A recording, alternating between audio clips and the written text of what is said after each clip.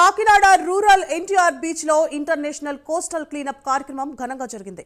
Indian coast guard ఆధ్వర్యంలో కాకినాడ పరిసర ప్రాంతాల్లోని వివిధ కంపెనీల ప్రతినిధులు, సూర్యారావుపేట గ్రామ పంచాయతీ ఉద్యోగులు, కాకినాడ మున్సిపల్ ఉద్యోగులు సంయుక్తంగా ఈ కార్యక్రమాన్ని నిర్వహించారు. బీచ్ లో పేరుకుపోయిన ప్లాస్టిక్ వ్యర్థాలను శుభ్రం చేశారు.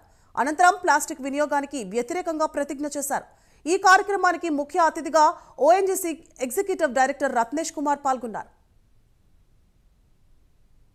We do not pollute our rivers. If you look at the state of Andhra Pradesh, particularly East Coast, this East Godavari area, and Godavari has given brought prosperity to this area. If you look, the rice, the rich delta of Godavari which comes and deposits its soil over here. So we have good rice. Fishing industry is a big industry over here.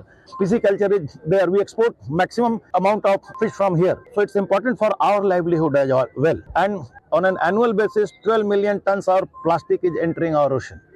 9 of which majority 9.5 comes through the surface, the runoff, whereas localized pollution is also there through the shipping industry.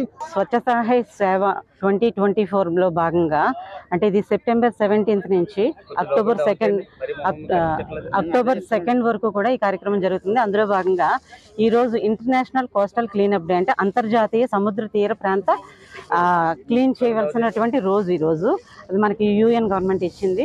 So ఈ ఒక్కరోజే మన సముద్ర తీర ప్రాంతాల్లో భూమిలో clean చేసుకోవడానికి ఏదో ఒక రోజు పెడుతుంది. కానీ ప్రతిరోజు కూడా మన మానవుల యొక్క బాధ్యత ఏంటంటే మనం ఖచ్చితంగా కూడా సముద్ర తీర ప్రాంతాలనే కాదు, మన ఈ భూమి మీద ఉన్నటువంటి ప్రతి చెరువుని, నదుల్ని, కొండల్ని, అడవుల్ని, సముద్ర తీర ప్రాంతాలని కూడా రక్షించవలసిన బాధ్యత ఉంది.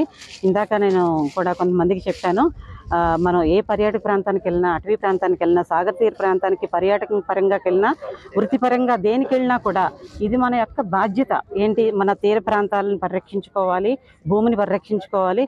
ఎక్కడికి వెళ్ళినా వెళ్తే మనం పరిశుభ్రంగా ఉంచాలి. మన ఈ నేచరే మనకి ఇక్కడ స్థానం కల్పించిందనే